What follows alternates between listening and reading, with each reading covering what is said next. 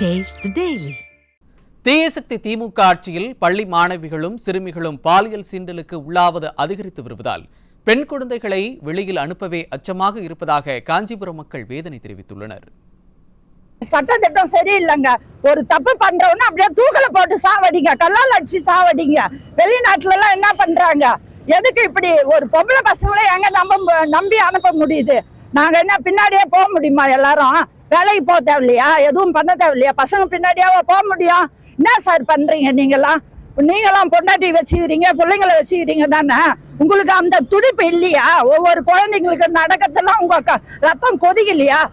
நாங்கள் அந்தமான் நிக்கோபார் தீவுலேருந்து வந்திருக்கோம். எங்கள் அப்பா வீட்டுக்கு வந்திருக்கோம். இந்த ஊர் காஞ்சிபுரம் தான் சொந்த ஊர்.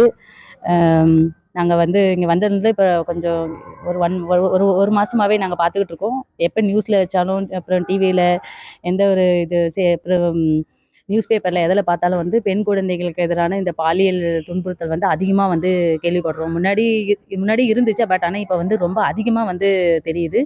இதுக்கான நடவடிக்கைகள் அரசாங்கம் எடுத்தால் மட்டும்தான் பெண் குழந்தைங்களுக்கு ஒரு பாதுகாப்பு உறுதிப்படுத்த முடியும்.